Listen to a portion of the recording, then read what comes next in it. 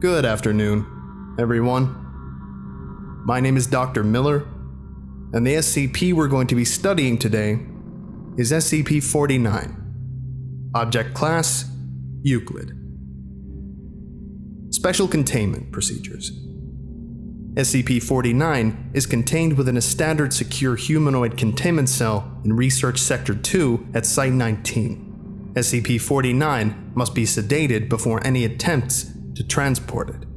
During transport, SCP-049 must be secured within a Class 3 humanoid restriction harness, including a locking collar and extension restraints, and monitored by no fewer than 2 armed guards. While SCP-049 is generally cooperative with most Foundation personnel, outbursts or sudden changes in behavior are to be met with elevated force. Under no circumstances should any personnel come into direct contact with SCP-049 during these outbursts. In the event SCP-049 becomes aggressive, the application of lavender, L. multifida, has been shown to produce a calming effect on the entity. Once calmed, SCP-049 generally becomes compliant and will return to containment with little resistance. In order to facilitate the ongoing containment of SCP-049, the entity is to be provided with a corpse of a recently deceased animal, typically a bovine or other large mammal, once every 2 weeks for study. Corpses that become instances of SCP-049-2 are to be removed from SCP-049's containment cell and incinerated. SCP-049 is no longer permitted to interact with human subjects, and requests for human subjects are to be denied. Temporary Containment Procedure Update. See Addendum 49.3. Per Containment Committee Order 049.S19.17.1, SCP-049 is no longer permitted to interact directly with any members of Foundation staff, nor is it to be provided with any additional corpses to be used in its surgeries.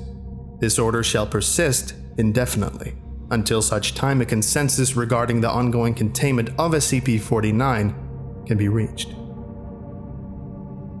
Description: SCP-049 is a humanoid entity, roughly 1.9 meters in height, which bears the appearance of a medieval plague doctor.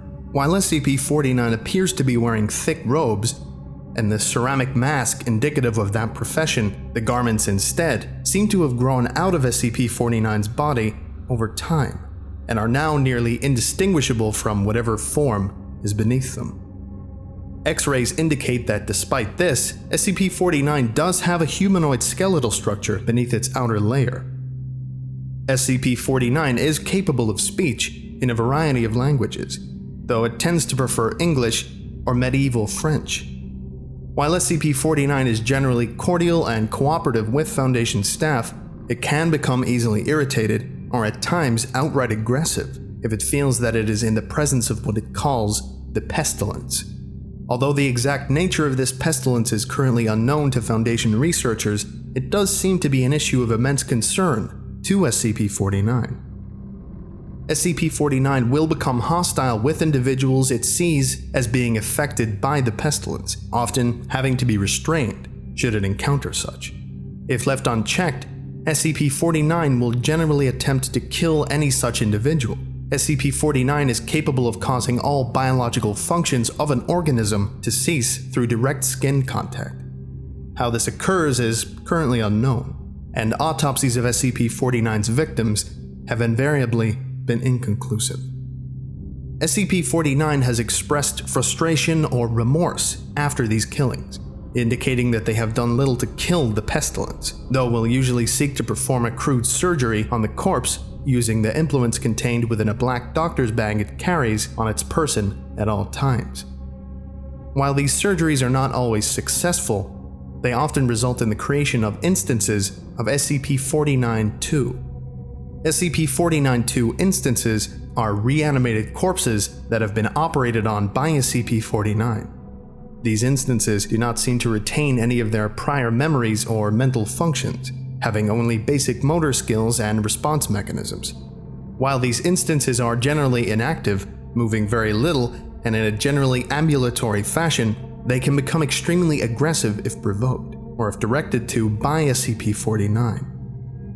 SCP-49-2 instances express active biological functions, though these are vastly different from currently understood human physiology. Despite these alterations, SCP-49 often remarks that the subjects have been cured. Addendum 49.1 Discovery. SCP-49 was discovered during the investigation of a series of unknown disappearances in the town of Montauban in southern France. During a raid on a local home, investigators found several instances of SCP-49-2 as well as SCP-49. While law enforcement personnel engaged the hostile 49-2 instances, SCP-49 was noted as watching the engagement and taking notes in its journal. After all of the 49-2 instances were dispatched, SCP-49 willingly entered Foundation custody. The following interview was conducted by Dr. Raymond Ham during the initial investigation. Interviewer, Dr. Raymond Ham, Site 85. Interviewee, SCP-49. Playing log, now. Alors, comment devrions-nous commencer une introduction? Is that French? Can we get a translator? The King's English. No need for translation, sir. I can speak it well enough. Good. My name is Dr. Raymond Ham, and a doctor. A like-minded individual, no doubt. Wherein is your speciality, sir? Cryptobiology. Why? A medical man, such as myself. Wonders abound. And here, I worried I had been abducted by common street thugs. This place, then, this is your laboratory. I had wondered, as clean as it is, and with such little trace of the pestilence here. The pestilence? What do you mean? The scourge. The great dying. Come now. You know the... what is it they call it? No matter. The pestilence, yes. It abounds outside these walls, you know. So many have succumbed, and many more will continue to, until such time as a perfect cure can be developed. Fortunately, I am very close. It is my duty in life to rid the world of it, you see. The cure to end all cures. When you say the great dying, are you talking about the bubonic plague? I don't know what that is. I see. Right, well, the entities our agents encountered at the house, they were dead when you encountered them, yes? You reanimated them. In a manner of speaking, you see things too simply, Doctor. Expand your horizons. Life and death, sickness and health. These are amateur terms for amateur physicians. There is only one ailment that exists in the world of men, and that is the pestilence, and nothing else. Make no mistake, they were very ill. All of them. You think you cured those people? Indeed. My cure is most effective. But the things we recovered were not human. Yes, well, it is not a perfect cure, but that will come with time and further experimentation. I have spent a lifetime developing my methods, Dr. Ham, and will spend a lifetime more if necessary. Now, we have wasted too much time. There is work to do. I will require a laboratory of my own, one where I can continue my research unimpeded. And assistance, of course, though I can provide those on my own. In time. Oh, I don't think our organization would be willing to... Nonsense. We are all men of science. Fetch your coat and show me to my quarters, Doctor. Our work begins now. Interviewer's note. While SCP-49 is capable of communicating in a very human way, there is a strange sense of unease that one experiences when in its presence. Make no mistake, there is something very uncanny about this entity, indeed. Additionally, we've confiscated that pointed stick that SCP-49 keeps waving around. Part of this was due to standard confiscation protocols for the possession of anomalies, and part because 49 really is a menace, swinging it around like he does. The entity was displeased at first, but after we made some concessions in providing it with test subjects, which are admittedly more for the benefit of our own research, it warmed up to the idea. Addendum 49.2 Observation Log. While in containment at Site-19, SCP-49 has spent a considerable amount of time studying and performing surgery on the various mammalian corpses it had been provided. SCP-49 will routinely spend several days performing surgery, and then, regardless of whether or not the corpse becomes an instance of SCP-49-2, spending several more days documenting its findings in a thick leather journal stored within its doctor's bag. SCP-49 will often seek to share its findings with members of Foundation staff. The following is a log of several occasions during which SCP-49 was observed operating on a mammalian corpse. Observational Log 49.0L.1 Summary. Subject: SCP-49. Preface: a test subject, D-85-123, was introduced into SCP-49's containment cell. The entity expressed sincere gratitude towards all members of the containment and research staff. Observation notes: SCP-49 began by asking D-85-123 several standard medical questions as it began removing tools from its bag. Shortly after finishing its preparations, SCP-49 quickly closed the distance between the two, killing the subject with a touch to its throat. Afterwards, SCP-49 made a number of considerable alterations to the basic structure of the subject's corpse, often introducing fluids from within its bag into the subject by way of a hand-powered pump and copper tubing. The resulting 49-2 instance became animated, flailing and grasping at the walls of the chamber with a number of manufactured limbs while moaning out of an oblong orifice now present in its sternum. During this time, SCP-49 was observed taking notes of the instance in its journal and remarking to the watching research staff about the efficacy of its cure. Security personnel entered the chamber to move SCP-49 back to containment and were attacked by the instance. The security team dispatched the 49-2 instance, and SCP-49 returned to containment with no resistance, stating that it was pleased with the results. Observational Log 49.0L.2 Summary. Subject: SCP-49. Preface: SCP-49 was provided the corpse of a recently deceased goat. SCP-49 expressed gratitude at the provision. Observation notes: SCP-49 operated on the goat corpse for several days, eventually resulting in an instance of SCP-49-2. SCP-49 expressed pleasure in this outcome, though admitted the disease was still in its nascent stage. My veterinarian practice is rudimentary, but the patient responded well to the procedure. Observational Log 49.0L.3 Summary. Subject: SCP-49. Preface: SCP-49 was provided the corpse of a recently deceased orangutan.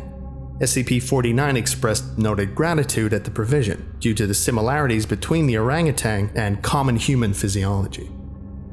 Observation notes: SCP-49 spent several days operating on the orangutan, reanimating it several times. However, SCP-49 appeared to be discontent with the results it experienced, returning to the creature 3 times after its initial reanimation for additional work. After it was unable to reanimate the corpse a 5th time, SCP-49 turned the corpse over to Foundation staff for incineration, stating, "I have learned so much from this, though I fear my early optimism was misplaced. I hadn't yet come across such a stumbling block on my road to the cure. More subjects like this would do a great deal in advancing my research." Observational Log 49.0L.7 Full. Subject: SCP-49. Preface: SCP-49 was provided the corpse of a recently deceased bovine. SCP-49 expressed mild annoyance at the provision, though it accepted it nonetheless. Observation notes: SCP-49 spent several days operating on the bovine corpse, breaking only to dine on a requested dinner of thin crackers, salted pork, and hard cheese. Beginning first by embalming the corpse, SCP-49 was observed producing a number of long syringes from its bag, each containing a different dark viscous fluid. SCP-49 described these fluids as essences of the humors, and elaborated by saying the pestilence may bring about a systemic imbalance. In such case, before true healing can begin, one must find the humors in balance, or the body will reject the cure. Over the next few days, SCP-49 spent a considerable amount of time adjusting the organs of the bovine corpse with a number of large metal instruments. After 8 days, SCP-49 produced a lightning rod, which Dr. Ham exchanged for an electric cattle prod attached to an extension cord, and struck the corpse in several locations. This action seemingly had the effect of reanimating the bovine, which once again became ambulatory, despite the inversion of the head and reorientation of its limbs. And this is a follow-up interview to the previous observation logs. Playing log now. We've watched you work for several weeks now, and honestly, I'm not sure I understand what you're doing. Could you describe your process in detail? Oh, goodness no. The process is most intensive. As I said to your assistant, the best instruction you will find about my methods are here, in my journals, as I have kept exhaustive records of my work there. Oh, I see. Well, my concern, Doctor, is that we still don't understand what you're seeking to cure, or how it manifests, or how turning these creatures into quasi-living, mindless drones helps in that effort. You do not understand the pestilence, even after all this time. Doctor, it is an unspeakable horror, one that has shown its true face many times before, and will again. I find myself blessed with the wisdom and good senses needed to root it out and destroy it. But many, like yourself, cannot. It is a cruel judgment, I fear, to be at the mercy of a disease you cannot fully comprehend. That still doesn't answer my question. How's your cure any kind of cure at all? It is a cure. You may laugh at my efforts if you please, but do not besmirch the good name of scientific progress that has developed this great mercy. What you short-sightedly see here is a life better than any this creature could have hoped for. Stricken as it was with the pestilence, this creature is now clean, unable to spread the pestilence, and free from the terror it would have experienced otherwise. This is hardly a creature at all, Doctor. It's not even... Do not jape with me, sir. You and your colleagues are like so many others, unable to look past minor setbacks to see the salvation taking place before your very eyes. Do you wait to remove rotten timbers until the whole collapses on top of you? No. You find them and you pull them out and replace them with those untouched by rot. And most of all, you do not simply mock the structure because it now looks different to you. It is strong. It is free of disease. I'm sorry. Didn't mean to agitate you. I'm just trying to understand. Yes. Well, do mind your words in the future, Doctor. I am a professional, but even professionals may feel the bite of pride in dealing with criticism of their masterpiece. I will forgive this as an act of good faith between colleagues. Is there anything else I can help you with? No, that will be all. Another test subject on the usual schedule. You know my preference of subjects with more human anatomies. Attending researchers note, SCP-49 does seem to genuinely want to help other humans, though it has not yet been able to provide a concrete example of what exactly it is trying to save us all from. I have watched it now for several weeks, and while the outcomes do not seem to ever change, SCP-49 continues to claim that it is growing closer to its perfect cure. I think the entity may be more aware of the reality of these outcomes than it would like us to think. Addendum 49.3. April 16, 2017 incident. Starting shortly after SCP-49's initial containment, Dr. Ham conducted a number of interviews with the subject regarding its anomalous properties, and over time began to note its displeasure with its subjects and SCP-49-2 instances. This continued for a period of several months, during which SCP-49 never exhibited any aggressive behaviors. On April 16, 2017, as Dr. Ham was entering SCP-49's test chamber to conduct another routine interview, the entity began to grow anxious and asked Dr. Ham if he was feeling well. Following protocol, Dr. Ham reminded SCP-49 that the interview was required, after which the entity became hostile and attacked Dr. Ham, killing him. Due to a lapse in security protocol and because Dr. Ham did not activate the in-chamber emergency system, Dr. Ham's corpse was not discovered until 3 hours later, by which point SCP-49 had converted it into an instance of SCP-49-2. In the aftermath of this incident, SCP-49 was interviewed by Dr. Theron Sherman. Playing log now. I need you to explain yourself. SCP-049, you are being directed to explain your actions, and I will remind you that failure to cooperate will result in further restrictions during your containment. My actions do not need to be explained. You killed Raymond Ham, and then butchered him until he... Not dead. No, not dead. He is cured. Cured? Cured of what? The pestilence, sir. I had thought you, at least, would realize what luck it is. I detected it before. What pestilence? You keep going on and on about this pestilence, but you have not once been able to properly identify this disease. What could you have possibly seen in him today that you had not seen so many times before, that it would be worth his life?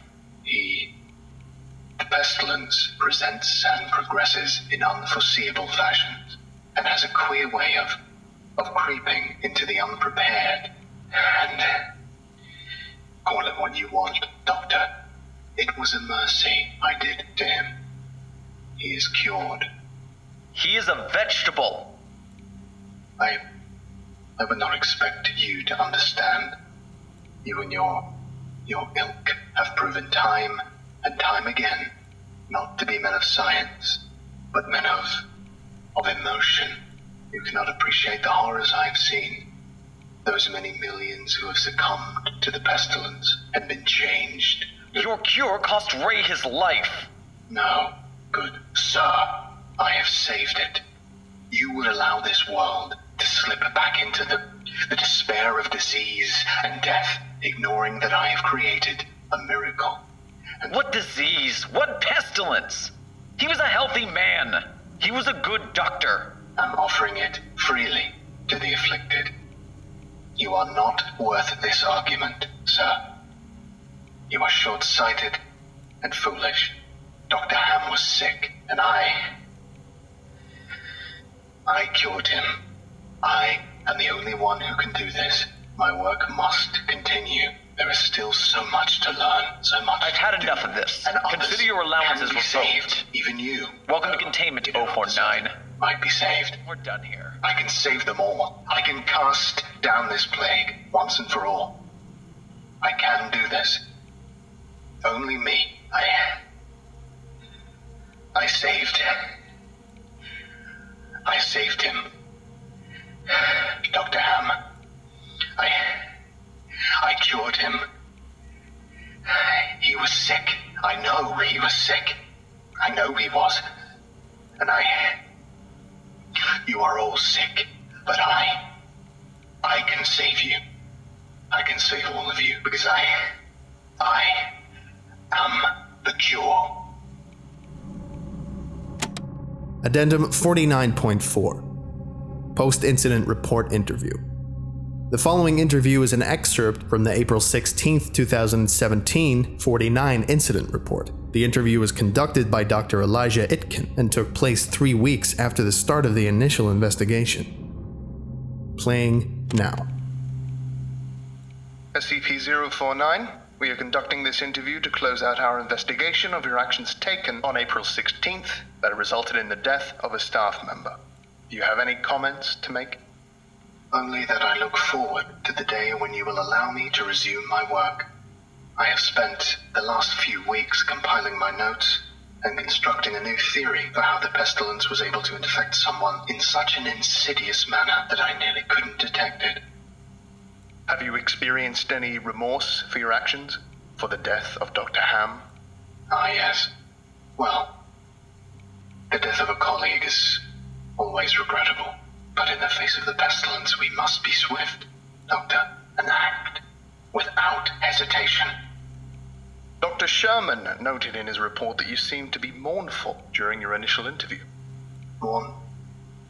Perhaps. I had not thought that. It is lamentable that a fellow doctor became infected, but the work continues. Regrettable as it was, Dr. Ham's death provided important insight. Living human subjects are the only way to proceed forward, I am decided.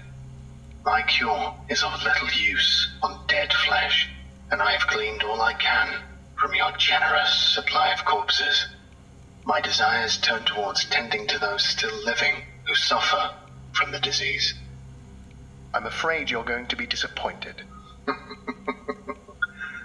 Oh, Doctor. I wouldn't be so sure.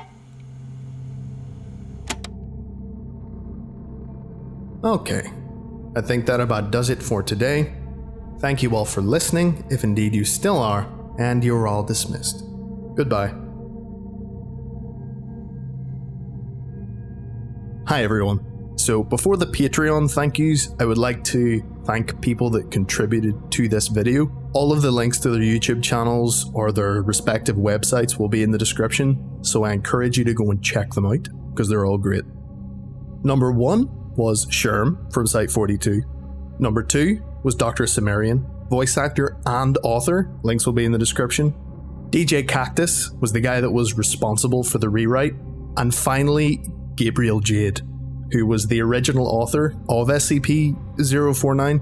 If you visit the SCP wiki page for SCP-049, you will find the logs that you've heard in this video. And this was a pretty big deal for me, because this pretty much means that my take on the 049 voice is canon. And that is awesome, man. It's a really good feeling. I've been voicing this character for, I don't know, like 5 years now. To be officially part of the document as the voice of the SCP is just great. Again, all links in the descriptions for everything and everyone who helped with this video. And that's everything. So, I'm going to thank my patrons now. Goodbye. I would like to give a special thank you to Andre Bichert, Muslim Wookie, Jax Merrick, Pierce M. Hamlin, Austin Thomas Aldrich, Desmond Haskins, Dips McGee, Dr. Mortis, John O. Porter, Cody Tench, Tyver Ball, and Size7 Actual.